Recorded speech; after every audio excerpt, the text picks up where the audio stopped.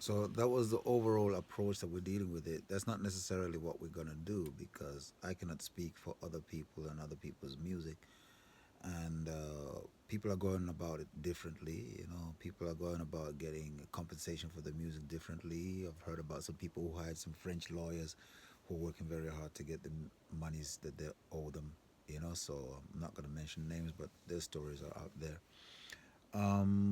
You obviously have the Marley family and what they're doing. They're doing it that way as well. So I mean, that's the whole point: is that people can do uh, what they want to do and how they want to do it. So when I come with this issue, is first of all, I feel obligated to present my music to Jamaicans, especially the reggae music that I make, because I owe it to them. I owe it to Bob Marley. I owe it to Ziggy Marley. I owe it to the entire Marley clan. I owe it to the Tosh clan. I owe it to everybody who's created this music, to Lee Scratch Perry, you name it, all the producers. Um, it is a heritage, as you say now, because Bobby has put it on UNESCO as a platform that I can come, and because of what Bobby has said, I can say I come in the name of humanity, you know, and what reggae represents to humanity, and to put value on what reggae represents, you know. And I guess in this issue, it's like a respect where it comes from. So the first place I must go to when I deal with it is Jamaica and all Jamaicans. That's why we have the song called UNESCO Reggae. You see, so now that I mentioned the song UNESCO Reggae, I'm gonna use that one as an example to show you how I want to do business with you. All right, so straight off the bat, when I listen to UNESCO Reggae, a song which actually I did not write, the rights to the song, I have to be, I wrote the song UNESCO Reggae and the lyrics and the melody of the lyrics, but the actual music was produced by Robert Cavallo from Birmingham, who's in my estimation one of the top producers of reggae music in the world, coming out of Birmingham. You know, so I rate him high. So he gave me some rhythms and said, you know, see if you can make some songs of these. So there's a lot of those, and one of them became this one that we call UNESCO Reggae. Okay, so UNESCO Reggae to me is a song which when I listen to it and the message of it and the beat and everything, I just think I want Jimmy Cliff to sing on this song. You know, I'd like Jimmy Cliff to record this song. I'd like for Jimmy Cliff to call up Robert and say, Robbie, I like this rhythm, you know, and you know he's gonna sing on it, and for Robbie to send the rhythm to Jimmy, and then Jimmy sings my lyrics and my melody off of it, and we make a deal between me, Jimmy Cliff, and Robert, and then whoever's going to be involved with the distribution and promotion and everything to get what they're supposed to get. But because we're working on a thing called collective intellectual property rights, we'd like for the lawyers to come in and work out how the dividends go and how do we secure that a percentage of that goes to um, a common kitty for the whole of Jamaica because of collective intellectual property rights. You know, so like a reggae sovereign fund, a sovereign fund. For example, Norway has a sovereign fund on the oil and gas that they found in near Norway, the sea in Norway. What Norway decided to do is to say that this wealth is a national wealth.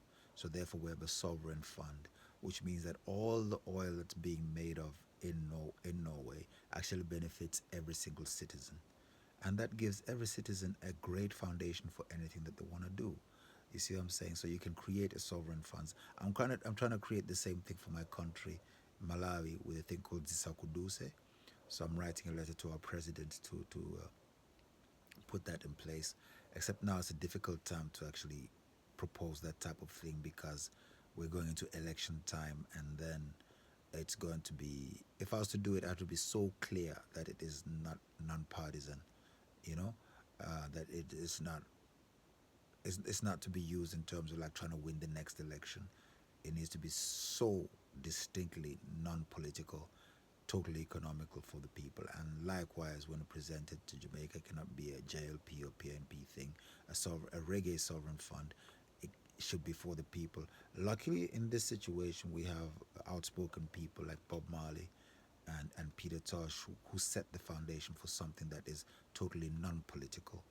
And when you check it, that's it. People have to come and pay tribute to Bob every time it's his birthday, no matter who they are, they got to pay tribute to, because that's how solidly the work was done to show that it is not political, it is for the people.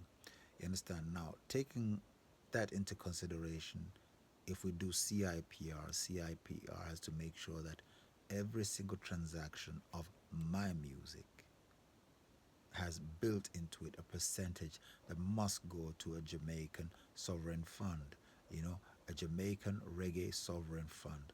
Who runs it, how they do it, or whatever is yet again another thing that's up for discussion. I do have ideas, I do have proposals, which I'll be very happy to share with Jamaican people. But at the end of the day, it's Jamaican themselves who must reason and get to a conclusion of what is going to be. I do have my proposals. I won't name them here, but I have a clear idea of what I would do in that situation. As of now, I'm coming as an outsider, and giving the idea to everybody. You see, so in that sense, is my ideas of who it should be. It would be out of place for me to do that. But if now the Jamaican people said that, hey, we like how you're reasoning and what you're thinking, we're curious, we want to know, who do you think should? Then I will, and then I'll explain why. You understand? But let's follow protocol and process, because if we don't follow due process in this sense and protocol, that's where the disrespect comes in, and that's where people start cut corners and all that kind of stuff, and that's what we call corruption. But coming from Africa, and from African traditions, everything we do in the ancient days has a protocol. There's a time for mentioning this and time for mentioning that, and then when you follow the protocol, it makes sure there's no misunderstandings, and if there are any irregularities, you know at which level the irregularity kind of like came to be. So you kind of like keep checks and balances of irregularities because of the right process.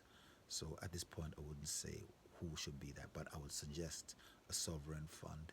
And that's how I want to work with Jamaicans with my music. But what I can say is I know which artists I want to record which songs. And in the next video, I'll be calling out the names of the people who I really do want to work with which songs, because I'm the publisher of my music and I've got the right to do that.